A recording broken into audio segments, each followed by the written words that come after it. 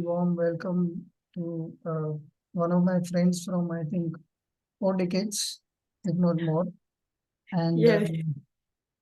we speak once in 20 years, which happens to be now, I guess. Welcome, Sushma Ganpati. It is such a pleasure to see you after a long time. Thank you, Bunty. And yeah, we do speak once in 20 years, but it feels like those 20 years haven't passed at all. Like we pick right back up where we left it. So, Yes. yeah. So with her, I am thinking to explore the other side of finding purpose. We've been speaking in the last half an hour without clicking the record button, and it leads me to a lot of areas of thought. But I would want to start with a very basic first question. Uh, what is your youngest memory of being you? Like this is purely me, something like that. Oh, I was stubborn. Oh my God, I was stubborn. I would not listen. And my mom will probably confirm that. Um, the youngest memory that I associate with that is I think I was in third standard and I had rheumatic fever, and this was right around Holi. And I don't know if you remember Dr. Jaggar, he used to be my pediatrician. Yeah. So he said, okay, no playing Holi this year for you. And I wasn't even a big fan of Holi, right? Like before all of that, every year that I would play, I would come back home and change like every 15 minutes because I didn't like being dirty. I didn't want my clothes to be wet, which is like, why am I even playing Holi at that point? Um, but I still managed to sneak out of the house, went and played Holi, and it got worse. And I think like my mom came up a few times looking for me, and then she finally gave up. She's like, this girl's just gonna do whatever she's gonna do. So yeah, so that was me being, and like that made me then, of course, a lot more sicker. That did not help the cause at all. But hey, I got to play Holi, so that was me being stubborn, right there and then. Yeah. Look at it. When you look at yourself now, do you think stubbornness is a good thing? Yeah, I think it is. I think it takes some time for anyone who's stubborn to channelize it.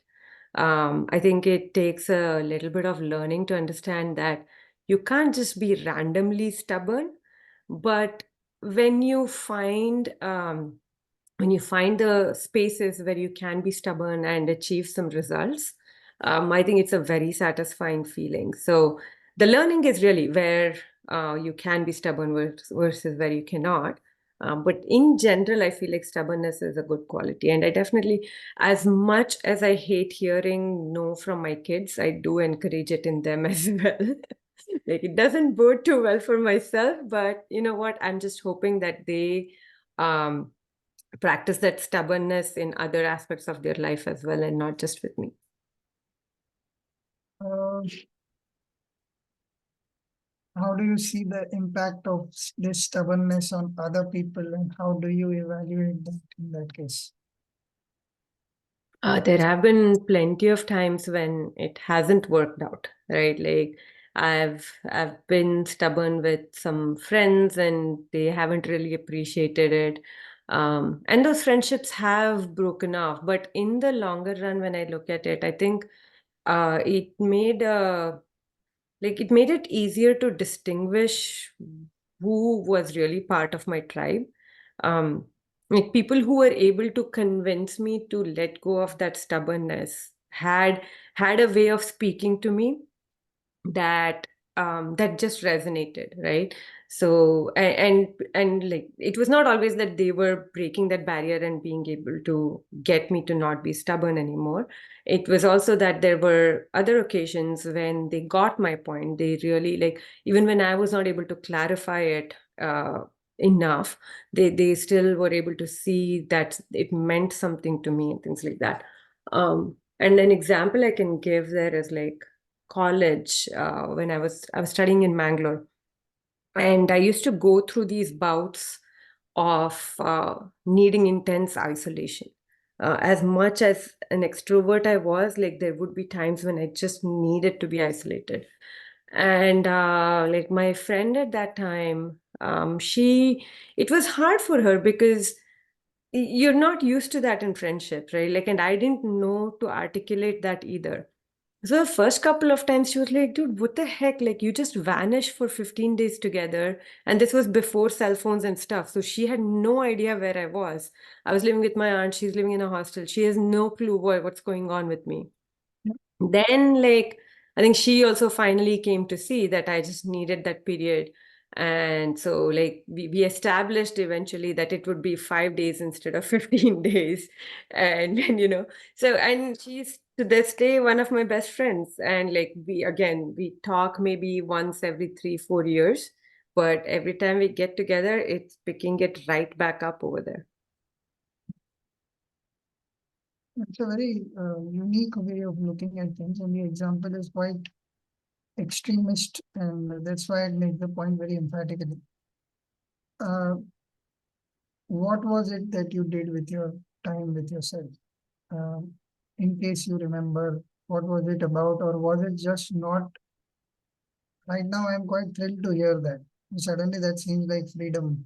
In my head, I Yeah. said, if I do this, at least I can throw my phone away for a while. And this whole thing of having to immediately answer back or whatever should go away. Yeah, I completely agree. Like, I'm not up to it yet, but I think that suddenly this is like freedom that I did not envisage till now. But my question to you is, what did you do then with your time? I used to write quite a bit. I don't have anything saved. I would write. I had a little scooty, so I would just drive around Mangalore. I would just go sit at beaches, contemplate. It was dreamy. I'm telling you, like when I think about it, I wish I can do it even now. Um, but yeah, it was definitely a lot of contemplation, a lot of writing. And it's not like the writing was very poetic or like very profound or anything of that sort. Just writing, journaling, that helped. um it might have been bouts of depression. I don't know for sure, but I would come out of those periods just feeling refreshed and ready to kind of deal with the world, so to speak. Okay, this is very interesting. I remember as a kid, I had this particular thing, not as big as yours going for, and this is, I think, in school, later part of school, secondary section.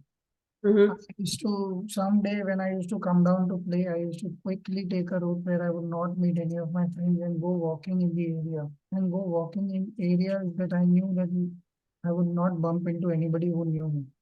And I Mm-hmm. used to walk for the next 2.5 hours, the Right. same place around certain buildings. And till date, I remember at least one particular society where I used to just go because there was absolutely nobody I knew there, and walk on the ground there or just go sit somewhere. Mm. Uh, the need was to intensely be away from everyone, not Yes. necessarily be with myself, but be Right. away from everyone for sure. Yeah. Because I wanted to know what I felt about some anything at all about life, about who am I, with the Right. fundamental question of the whole thing that I carry with me, which is laughing, talking, playing with people. But who am I? What is it that I want from life? Yeah. As a kid, I may have not known them so well, these questions, Right. Right. but I just knew that even a single person was crowding into my space. Yep. Yep. And that in a place like Bombay, that feels like all the more necessary. I think it uh, is more from personal, you pick up friends, you pick up things, and you don't realize that you pick them up and now they want to see you, they want to play, and they have no. right. I remember thinking sometimes that they don't seem to have a personal life of their own. There is no inner life that they are bothered about, or these questions do not arise. Mm-hmm. Uh, so yeah, I when you said all of this, I said I did this on my own terms and very happily so, because today I'm feeling that, that there is such a strong sense of. Uh, of course, I now that I practice vipassana meditation on and off, I've got the chance to go in 10 days of seclusion and meditation retreats there, nobody talks to you, you Yep. practice. But there also you go with a purpose and you're practicing because it's a concentrated effort to work on the technique that you know and do better. Hmm. So in that sense, it is not like I thought on my first course that I will go and fantasize about my view of the world. They didn't give me any such chance. It just made me go through the rigmarole of discipline. Uh, Yeah, uh, yeah. Discipline is something I don't think I've ever had. Uh, yeah, I was too much of a sucker for not having a routine, and like somehow routine meant being tied down and not having freedom and all of those things. So I just like very religiously avoided routine. And in along those lines, probably discipline as well. Well, like I don't know, I don't regret it. I don't think I lost out on much by avoiding that. uh, because now, like where I'm in a space that I need to adopt a routine, I'm able to. It's not like that big of a deal to be able to adopt a routine. So One provocative question that is coming to me here. Uh, Whatever little bit I know of the life circumstance, for whatever touch we've been in, hmm. do you think when we hold on to one position very strongly, anything, in your case, say, lack of discipline, so the kind of circumstances that come to you are provoking you to learn the value of discipline at that point of time. Does that happen? Has the penny drop happened in this manner ever? Yeah, I mean, specifically around discipline and routine for sure, right? Um, uh, Especially like, it was really once I had kids. Once I had kids, there was no escaping it.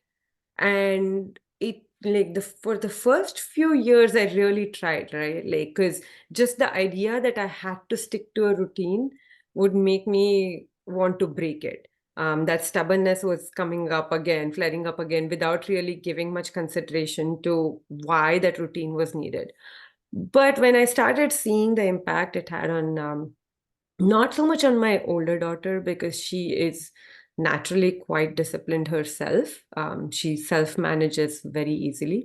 But with my younger one, where she did not have those tools with her, like um, she is quite sensitive. She would get overwhelmed if I exposed her to too many things in a day, and if I changed up routine, if I changed things up at the last minute, that would impact her.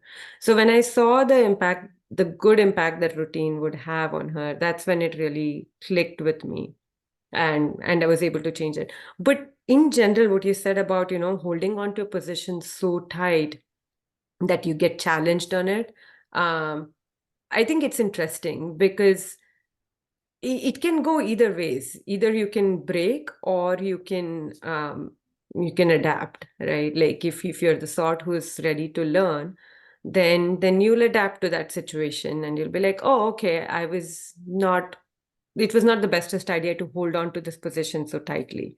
And if you're not, then like a lot of I have seen quite a few people who are just like who're just not able to cope with that kind of change, that it almost challenges their belief system, right? So that's definitely not a good space to be in. So this thing, I was telling somebody else that life is the strict mother that we did not like. So you come and take a position, then life says, okay, I'm just going to teach you a few lessons about that. Yep, yep. Yeah. Personally, over a period of time, I think that is why all the sages and the wise people are in the flow. They kind of do not take, of course, they take positions of morality and ethics very, very strictly and strongly. Right. Uh, but in other ways, they are open to re-looking at their ways of functioning sometimes, or at least apparently. They don't have to have, it's a very flow state, if you want to call it. Right, right. Personally, I've had both. And there is another interesting thing that I want to share and know your views on it is that when that thing breaks, whatever I've been holding on to, Hmm. doesn't break really, it dissolves. And Yeah. sometimes it is also purely that you think you actually question whether it was there in the first place. Yeah. It is like magic, and like hello, till yesterday I was like completely lost in it, and now there's nothing like that. Right. Uh, so a nice provocation has come up. Do you think sorrow is absolutely necessary in our lives? Sorrow, Uh, challenges, whatever you want to call it, dissatisfaction, to use Buddha's word. I think it is. I think it um a couple of things. One, it drives us to understand ourselves, or rather, introspect a little bit more. Whether we come out understanding ourselves a little bit better or not, that's up in the air. But at least we introspect. And then I do think it helps you develop empathy, which I find severely lacking. Not sympathy, but really empathy for people and their situations and what you just don't know that they might be going through. So, and it's very evident, right? Like, I'll give you this example. Even so, I work for Microsoft, right? And the company culture up until Satya became the CEO was very much a hustle culture. Like you stayed late, you work late. Like there was hardly any work-life balance. It was very commonplace for people to be working 12-hour days and things like that. And he came around and he brought in a change within the organization where they are leading with kindness. And now I get it. Like it's a corporation, right? Like there's only so much you can trust corporation and capitalism and all of that aside. From what I have seen, the company culture is one that values people and their time and what they bring to the table. There is a general atmosphere of, inclusivity and yes, we want to do the right thing and we're not just here to just sit Pay lip like work service. at a desk. What's that? Pay lip service, is that the word is? Exactly. Yeah. So, and I was thinking about it and I was like, okay, so what made him push in this direction? And that's when I found out like his first child, who passed away actually like 2 years ago, was suffering from a disability, like I think it was multiple sclerosis and maybe something else as well. So I'm sure like they struggled with it. There's sorrow associated with that, right? And that's probably what helped him develop that kind of empathy and then spread it across the company as a cultural thing and not just, हाँ मैंने ये महसूस किया है तो मैंने किया है तो सब लोग everybody can get through it. Now you all go work 12 hour days and you all get through it. That wasn't his approach to it at all. And this is where I say, like, it probably led to a lot of introspection and he came out of it a little bit more wiser and with a lot of empathy for the rest of the world as well. So, and that shows in the company policy, that really shows when he speaks as well. um so I do think that sorrow does bring about good stuff ultimately in the larger scheme of things. Personally, yes, it is extremely difficult to get through, to live through. I don't think you ever just live it down. It just comes back in very unexpected ways, but you learn to live with it. Is crying good? Was that? Is crying good?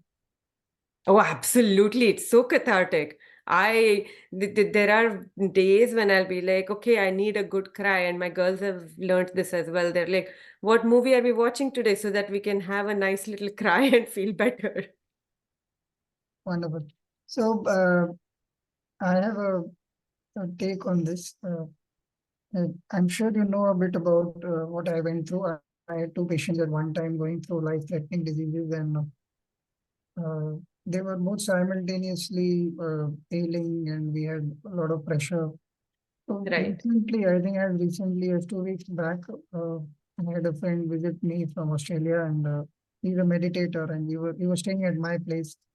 Mhm. Since we had a very little time to spend with each other, we spent talking till late night. And he landed up saying at some point that, it is beautiful what you're doing with the terrible things that happened to you. Hmm. You're trying to give back not only to yourself and your family, you're trying to give back to the world. So Yeah. I had no expression on my face. So he said, you don't agree. I said, I have a problem with the word terrible. I don't see it as terrible. So he says, oh yeah, of course. And so my question to you is, with all due respect to when we are going through it, right in the middle of it, it's very difficult to calm down sometimes. There are Yeah. bad days. If it's a long-term thing, then you really have good and bad days both. It's not always like 5 years of bad times. It doesn't work like that. It has good Yeah. times, Yeah. little good times, more bad times. Yes, that could also happen. But there are spaces of breathing where you can Yep. normal. Our normal could be different from other people. Today, my patient had no problem is a good normal to have. We had Yep. an extraordinary problem and she took her tablets on time and there was no throwing up and there was no losing bladder control or whatever. And you're like, okay, we had a good time. We watched a movie or some stand-up Yeah. comedian and we were joking and heard some ghazal. We're happy. That's about it. Right. Right. Uh, so, do you think that after one has gone through it, is there a time that you can relook at the um, event or the time and space uh, with a little more distance in, or is it that it stays forever like that? It's a black hole that you can't get out of.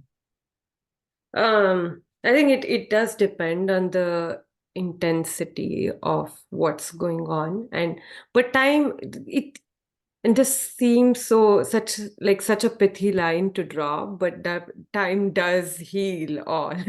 um it it doesn't evoke the same feelings, and there have been a few things, right? Like I'll reference dad passing away. It was just so sudden and so unexpected, um that like it took me a while, like for the longest time, up until maybe like 5 6 years ago or 5 years ago.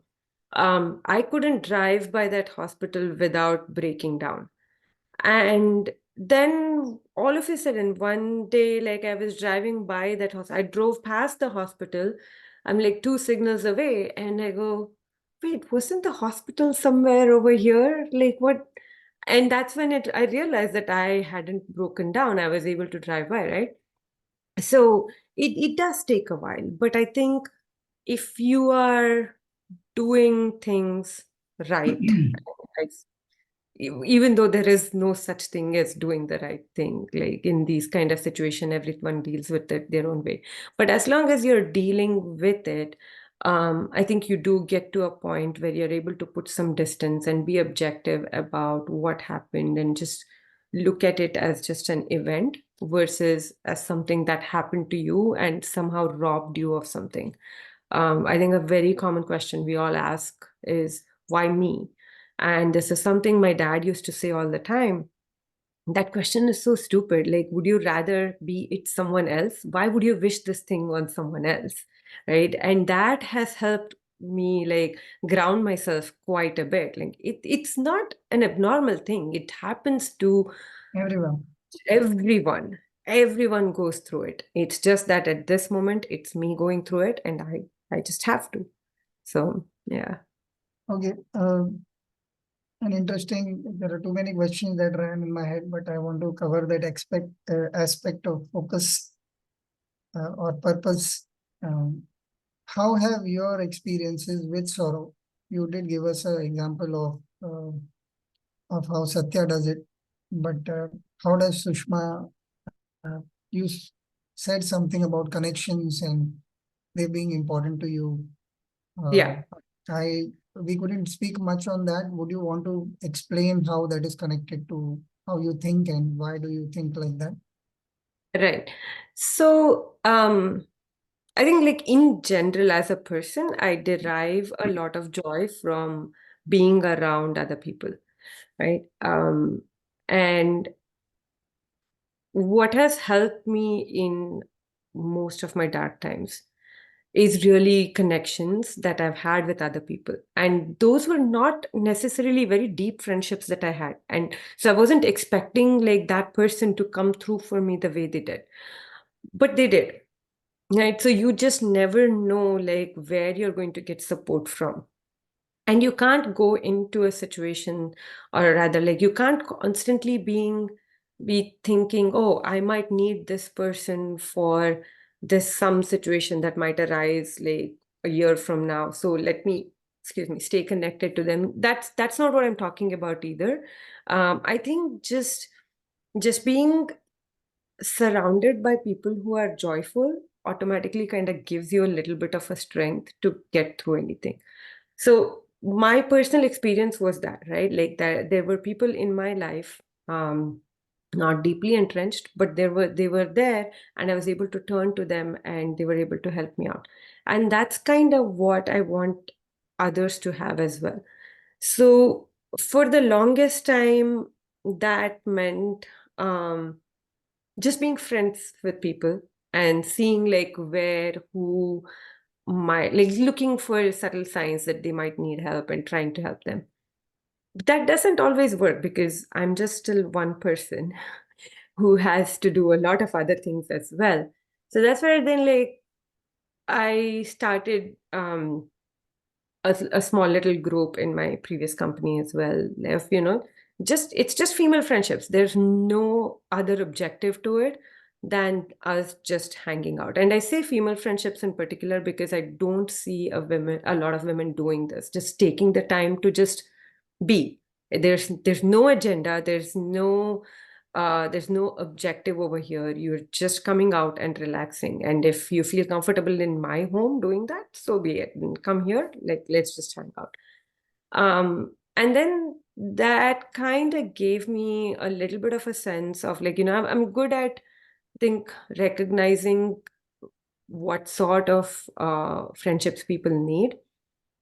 And so that's what I started doing over here once I moved to Seattle. The one thing I told myself was like, with this move, over there, I was starting to feel a little stuck as well. And COVID wasn't helping that whole situation either. So I was like, I'm going to take up every opportunity that comes my way to build community, is what I told myself. So one of the first things was there's a farmers market over here that happens year round. It happens on Sundays and it's about like 45 minutes away from my house. There's a dosa stall there that started about a few months after I moved out here, which is a very cool thing because you usually don't see Indian food at these farmers markets. Um, and so I started going there after 3 or 4 times of going there. Like there was just a vibe with one of it's a husband and wife team that runs it. There's just a vibe with her. It's not like I spoke to her at length. So the minute she said she wanted help in the kitchen, running the stall, um, I was like, I'm here. Let's figure out how I can do this. And we've become very good friends through that. I've gotten to meet a whole bunch of people, and I was able to launch like a women's forum through another organization that I've joined. So yeah, so like I've been able to bring people together, and that's it. That's all I want to do for now. Um, just bringing people together, giving them the space to be themselves, and seeing where it goes. Like I do want to run a few volunteer events with them and see like what things these women might be interested in before I can, have them branch off into subgroups and things like that. But that's the kind of support system I want people, especially immigrant women, to have over here because yeah, I have firsthand felt the lack of your like support system of birth, right? Like you lose that when you move out here and you have to build something for yourself. And sometimes if you're not good at it and you don't have it, like you will stay in bad situations when you shouldn't really. So um, did I ramble a little too much? Did I answer your question? It's so beautiful. And because I have no idea what you're doing, this kind of explains it. One question I have, where have men got it wrong? Why are they not the recipients of your kindness? Is there a particular reason, or you are starting small and later you might want to try if Uh, anything goes in that direction? I think men are fine. They can figure it out on their own. No, that is unfair. I think it is a human condition. While I do appreciate that, I am unaware of what happens there. I have never stayed abroad except for a couple of days, that to one or two places. So what I find over here at least is that men don't have a problem prioritizing themselves, right? Especially like whether when they are single or whether they are in a family setup. Like most of my male friends are like, oh yeah, I go to the gym every single day. I've been trying to motivate my wife to go as well, but she just never goes. She just prefers. I'm like, you can't just tell her to go. Say, I will stay home and take care of all of this and do it, and give her the confidence to go. If she has to go there and then come back home and take care of the kids' homework and make sure the lunches are packed and all of that stuff as well, of course she's not going to be motivated to go. I was in that place where I tried going to the gym, and my ex-husband was immediately like, who needs a gym? Just go run around the community a little bit and that should be enough. And I hated running. I preferred going to the gym, but like those small kind of things, right? Like I see that holding back women a lot. There is way too much, and even when there people are not saying something explicitly, there is way too much internalized misogyny, even just within ourselves, that we have to unlearn and get through to really prioritize ourselves and take care of ourselves. Men don't really seem to have a problem doing that. Like I love playing volleyball. I'm fairly good at it as well. There's not a single women's team that plays volleyball or even badminton. I've had really tough time finding people. It's been a little bit easier here in Seattle, but on the East Coast, I couldn't even find anyone to go hiking with me. Um, I ended up starting to hike by myself, and I always hike alone now. But yeah, so I don't think men have that much of a problem. So Point taken.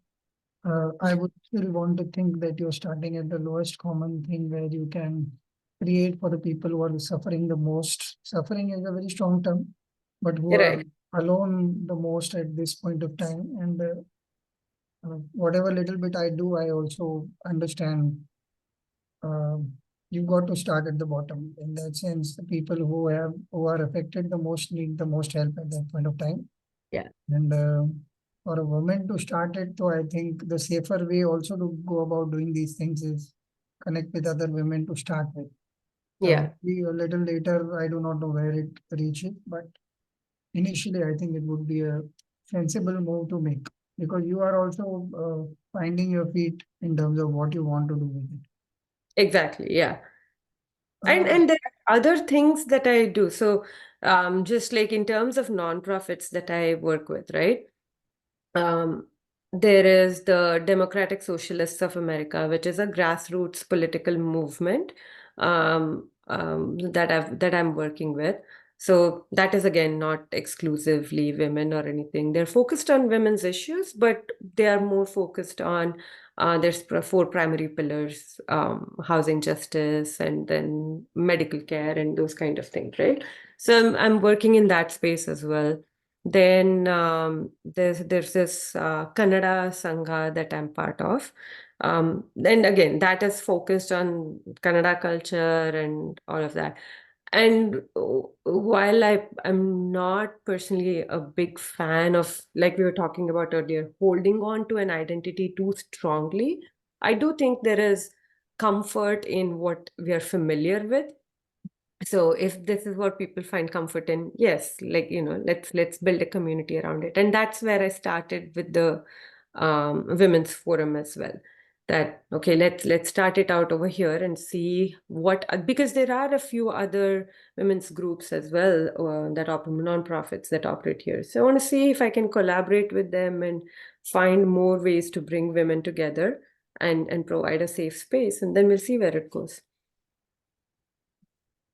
Last question. I think we've had a long talk. Uh, there is one question that eats into me while I was growing up. Often I see growing up in these areas of contributing to society, whatever one can do. While it's a good thing, it is not necessarily uh, the only thing that one I would want to do. I would want to still take time off and run away from these good things as well sometimes to really know what is the core of me, what is it that I want from this world, I want to do with my life. And because we have, as it is, irrespective of maybe even not contributing to many social issues, we are parents, we are working people, we Right. are living in a society which has its own needs from us. And we can choose to contribute, or we are sometimes forced to contribute as members of the society. Yeah. There is a time that you need to just be with yourself and tell yourself what is it. Those 15 days that you mentioned, where you were writing not even profound things, but it is sometimes like if I am doing the podcast week after week, there were days I think when I was not getting guests, like I would call six people in a week, and all six would have said yes, but they were not committing on that particular day. And Hmm. tomorrow is Friday, I need to put it up. And Yeah. there are people looking forward to it. My auntie who stays abroad, and uncle, they used to write every week, and what wonderful things Bundy is doing. In fact, my mom used to ask, "What the hell are you doing?" That these guys are saying you're doing a good thing. So there was a good thing. There is these people who are looking forward to it. So there was a kind of pressure that I took, and there was this thing that I want to stop it right now. What is it? Why is it so important? And to hell with everyone. I'm not doing Hmm. it for myself, and I'm not even looking to make it commercial or take the shortcut. But if you've given your word that you're trying, then you have to try and help me, is what I used to think at that point. But Yeah. over a period, one friend once said, "So what if you are not putting it up this Friday?" So it was a challenge. Okay, no man, but this is irresponsible and blah blah blah. But well, I did not get anyone, so there was nothing doing. Right. You Right. have to live with it, and you just stay with the fact that you could not succeed, and then you kind of have that time for yourself, and then you start rethinking. Actually, Right. nobody wrote to you this week. There was no episode, so nobody's really dying out there to see every episode. Right. Um, and yet, then you say, okay, okay, I'll stay, and then suddenly I'm thinking that, so I think I can give it up, and it's okay. And then Hmm. Saturday, you will end up writing a message to me on Insta or WhatsApp. And look, we have been speaking about this for 2 years now. I think it is time. I'm coming on board this Sunday. So tomorrow, this time we are doing it. And I'm like, oh, oh, and this is Sushma. I've been waiting for her. And so suddenly that whole step in the step is back. And you're Yeah.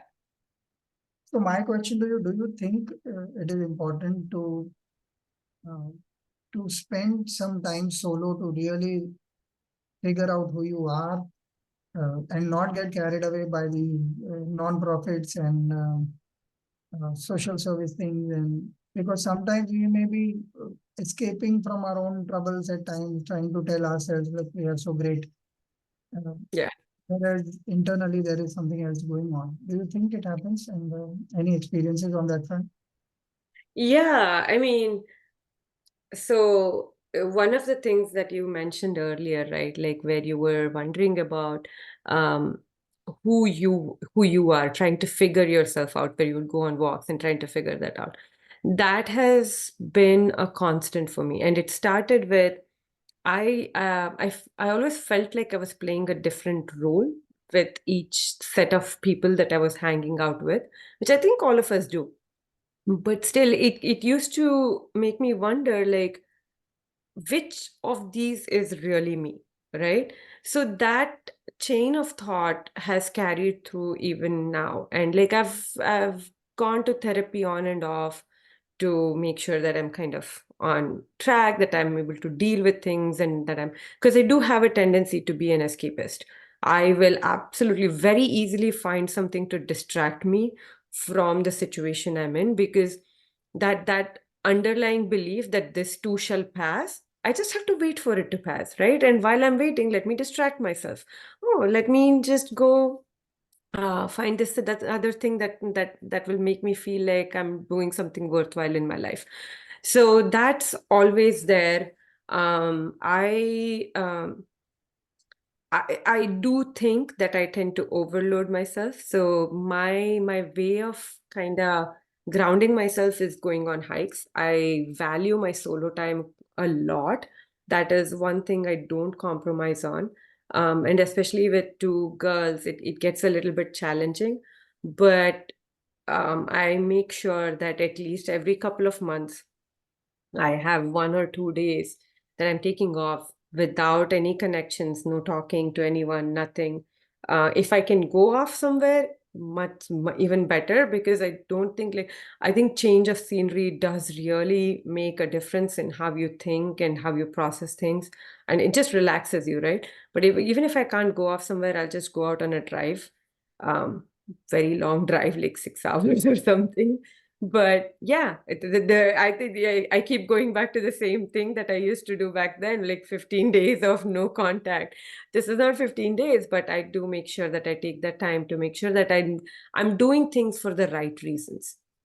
Right, like it can't be that I'm, like you said, I'm escaping from something that I don't want to deal with something. And sometimes it's just and sometimes I do that because there's just like I have to do taxes. Oh God, I really don't want to do taxes. But then I have so many other things that I'm lined up, so I can't do taxes this week. Right. So yeah, but having that solo time, um it is initially scary. The first solo trip I went on was a backpacking trip in Yosemite, and like I was there with a group, but I didn't know anybody else. I was just, for all practical reasons, I was just by myself, and it was very scary for the first day, and then it was just purely exhilarating. So I've been addicted to that feeling. Mm, It is, it is wonderful that we managed to talk about a completely different topic than what we envisaged, and there is so much merit to the humanity of all such conversations that I have week after week. Uh, with all due respect, when I ask people to come on impromptu, I also come on impromptu. I have no list of questions in my head or where this is going, and I'm not afraid at all where the conversation will go. In fact, sometimes to convince people to become guests, I say that this is a coffee shop conversation on camera. That's the extent of the importance of this. But Yeah, I was definitely nervous, Bunty, but I think you steered me pretty well. no, this went off quite well, and uh, the line that I am leaving this episode with for myself is the void shall have you. Because of this whole running around and trying to be important and this and the void shall have you in a very nice manner. It is a constant challenge that last couple of days I've been talking to a lot of people, seeing there. I do not know if it's a cosmic thing, but it is happening on several fronts that I'm seeing as a country, as individuals, as friends, myself, a lot of intensity of emotion arising about various things. And I'm Right. thinking there is something at work that is going on. And I remember day before there was this thought. Somebody was talking to me and he was mentally quite affected by something else. And I told him like this morning itself, I was in a bad mood and I had this void in my chest thinking about, oh, how will I solve this? And I decided I will not solve this. I will stay with it today and Yeah. let it do what it will. And I'm sure I'm not going to die of this. And I like it. After a long time, it's come, and I'm not used to feeling nervous or agitated about something. And Yeah. sometimes you don't even know what it is. It's just that bad feeling that you're staying with, and I feel Right. this is what you've been practicing daily, that you're supposed to look at things and be calm. So, well, now test it out. Yeah. So, wonderful, wonderful speaking to you. And besides the podcast, we shall connect, I think, on many things. If there is anything I can do to help your initiatives that you're working with at any point, just let me know. I Uh, will. we can brainstorm on it or whatever help can come forward. And yeah, we shall be in touch. Thank you so much for this wonderful Thank you, time. Bunty. Thank you so much for this. And we'll talk soon. Yes, bye. Bye. Yeah.